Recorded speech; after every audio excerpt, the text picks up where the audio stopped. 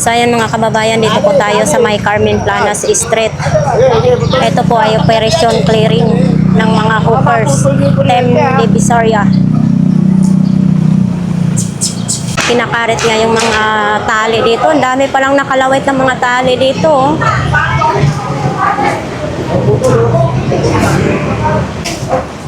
Oops. So ito nga kasi mga kababayan, mayroong nagtitinda dito sa panggabi. Kaya maraming tali po yung nakalawit.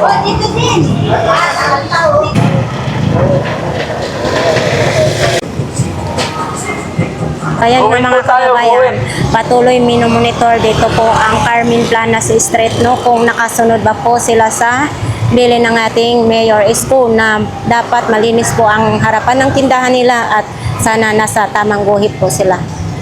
Dito na side, napakalinis talaga nila dito mga kababayan, no.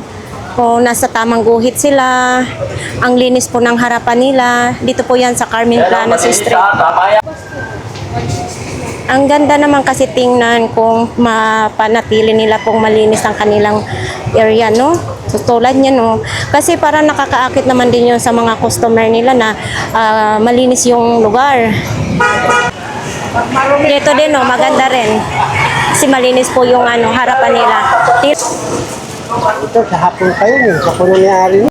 Oh, may naglalatag dito sa kanto. Bawal po dito mga kababayan.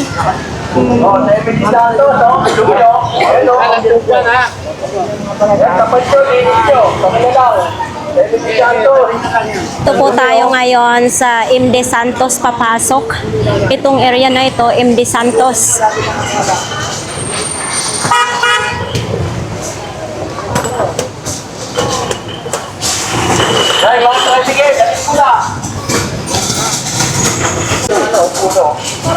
Kalat dito sa kanila kasi may puno nga ng kahoy na sa taas, oh.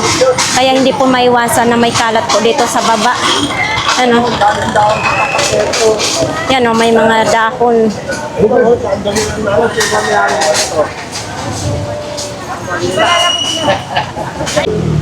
So ito po, malapit na po ang Valentine's Day. So nakita po natin halos puro bulaklak dito ang mga tinda, no, mga kababayan. Dito po yan sa MD Santos. Kung sinong gustong mamili po dito ng mga bulaklak, ang dami-dami po dito. Dito po tayo ngayon papasok sa Tabora Street.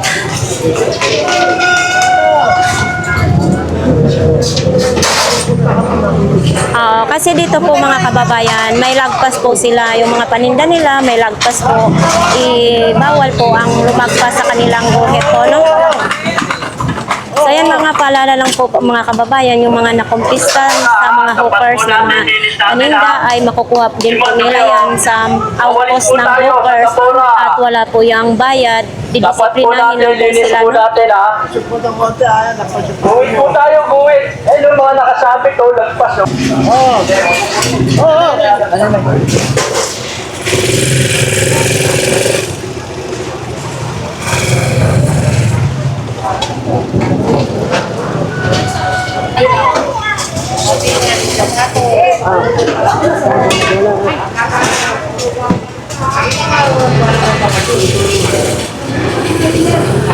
Turong mo sa akin, tagalibang marumi ulit ng harap, ha? Marumi harap po muna ito. So yan. Ay, Matulog mo ba ang warning, ha? warning. Isang warning. Yeah.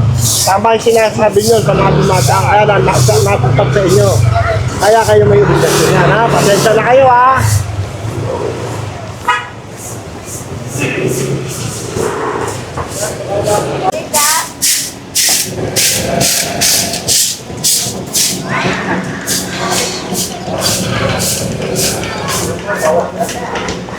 Init? Ayun. Anong tapatan na ito? Tas po. Ako nga, may nag-type na po dyan, eh. Nilagyan ko na lang ito. Okay. Warning. Dito pa rin tayo ngayon sa Tabora Street mga kababayan. Kasi talagang kukunan kayo ng paninda pag marumiyara pa nyo.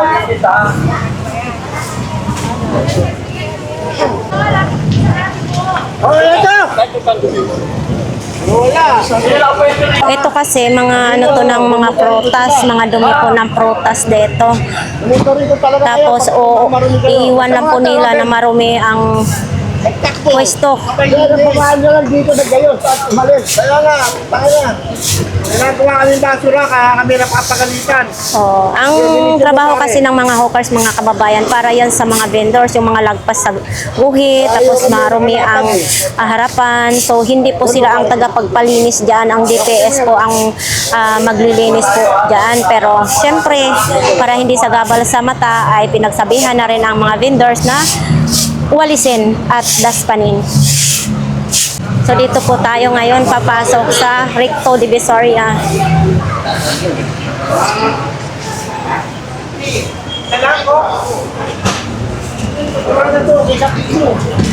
Yan ha, pasok dito ha. Mga dako ha, mga wala dyan.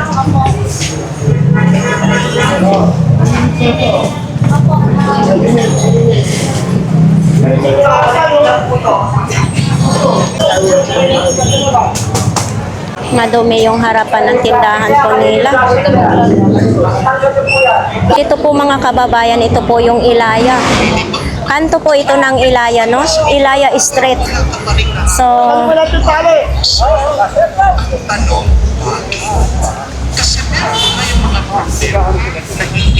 so ayan po mga kababayan, papasok na po tayo dito sa Ilaya Street. Uy, sana all. Okay na.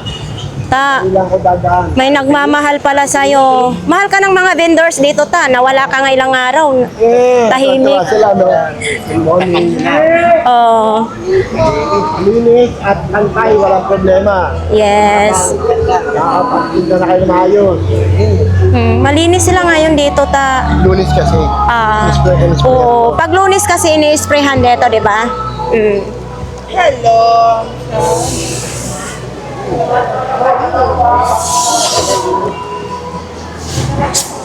Si ate, malungkot. Ay, Lakay, ano yan ha? Baka iwan mo yan dyan ha?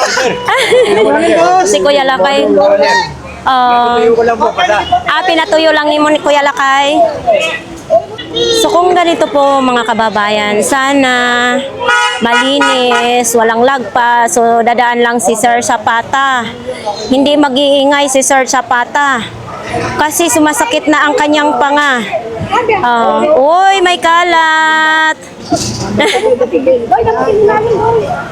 Oh, yun. Very good si Kuya. Oh. Di ba? Maganda yun. Makikisama sa clearing operation.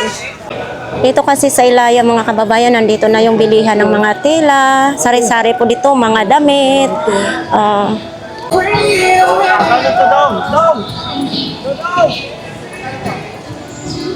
Gutom daw ako eh. Patay gutom ka na. Nakakalab na kung ano ako eh. Yung iba kasi, saan ka sinabihan na patay gutom? Oo nga. May mga vendors kasi na iba na ang tingin sa'yo, sa inyo, sa mga hawkers, patay gutom. Gan. Yung kasi, matagal ko nang kilala yun. Sa Ay, susunod lang ko na marumi harapan nyo, mga ate, kuya ha. Pasensyahan tayo ha. Sabi na, magwalis tayo eh. Huwag nang tayo magsabi na, wag walis. Ipakita natin may disiplina tayo. Ha? Ayan o, kamukha nito. Oh, very good si Kuya din, malinis na mga daw, sabi ni ate. Floor wax na lang kailangan. Banda din, ang linis din ang harapan ng tindahan nila, mga kababayan. Tayo papasok ngayon sa M. De Santos Street. Ito, ang M. De Santos Street ay 24 days nag-zero vendors dito. So ngayon, syempre, balik ulit sigla ang M. De Santos. Walisan to, walisan to. Malinis po tayo. Kuya, walisan.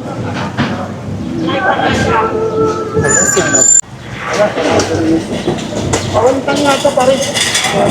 Ate, kuya. Walis nga to.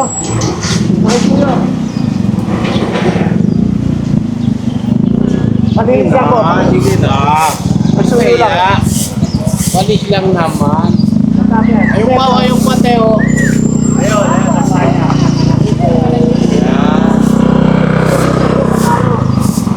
Naninigarilyo. Wala na akong matsempuhan na naninigarilyo eh. Kasaluhin ko kami. Oh, kasi dito po sa sa MD Santos may natsimpuhan sa mga pulis na nagsisigarilyo. Sinita po sila, no? Tapon ng tapon. Sigarilyo. Wala kayo kasi manigarilyo.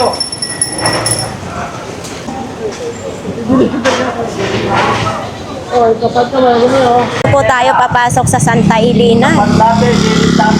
Santa Elena po tayo papasok. Pakilala ha. Tapat po natin, linis natin, tapos gawin tayo ha.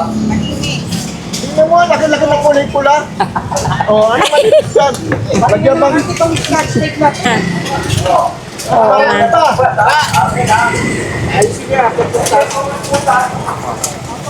Oo, dapat hindi sila lumagpas kasi nga mas sisikip ang daan. Okay, ano ko lang ta.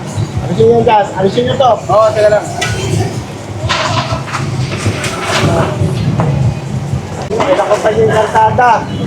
Kaya nga, sabi ni Sir Zapata sinakop na nila ang kalsada. Hindi naman dapat talaga yan ilalagay dyan kasi nga sisikip po ang daan. Ito po kasing kalsada na ito, daanan po ng tao. So ang guhit po nila, ito ang guhit nila. Dapat hindi na nila latagan dyan.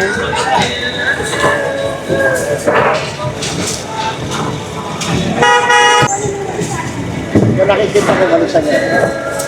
Ito, kuya. Hindi kayo pwedeng maglagay ng sobra kasi pag nalis yung sobra, may iwan yung dumi. Di ba? Yun na kaya yun, hindi kayo pwedeng sumobra. Kung madumi yung pinagpatungan nyo. Walisan. Susunod, ulihin ko lang kayo para makabili kayo ng isang walis, ha? Wala problema, yun ay pakikita niya sa akin, may walis kayo, lagyan yung pangalan. Dumi kasi yan. Inyo sigarilyo yan. Ha? Inyo sigarilyo yan. Wala na ako matsempuhan na nagdadaan ng sigarilyo. Walisan mo yan, kuya. Pasensya kayo, dumadami pag-iipit ko. Kasi nabababoy ang Maynila dahil sa mga kapirasong yan. Maglinis tayo, maglinis. Tapon, hindi ako naniniwala ron. Kaya, linisin yan, linisin nyo. Bawal manigarilyo, bawal. Tama. Ay, sana all. Uy, dito mga kababayan, kitang-kita na po natin yung mga flowers. Kulay pula. Siyempre, kung sinong gustong mamili ng mga flowers, dito lang po yan sa Santa Elena. Yan, no?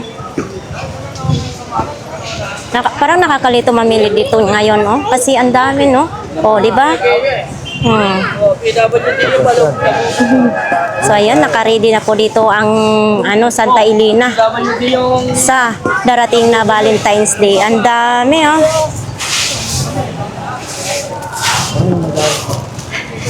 Oy, salamat.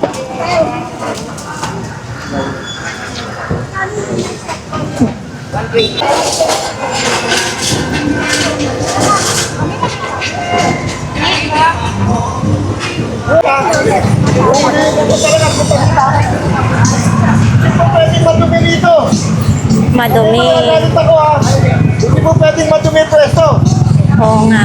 Bangit kasi madumi. Ayaw ni Sir Zapata dahil yan ang kabilin-bilin na ni Mayor Isko. Walikan. Yun nga, dapat pag may marumi ay wawalisan na para okay, hindi magmukhang squatter.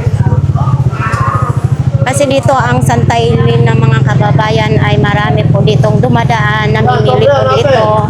Alisin na yung pyro. Alisin na.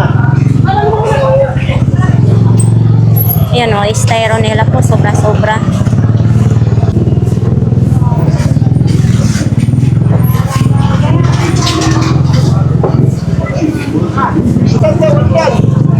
Hindi mo siya. Walikan. Pili ka naman mabol, pera si Mupos mo.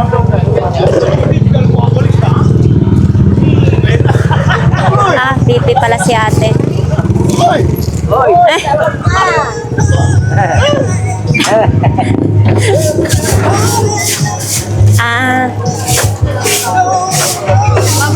Ah, Pili ka naman, shake ka na.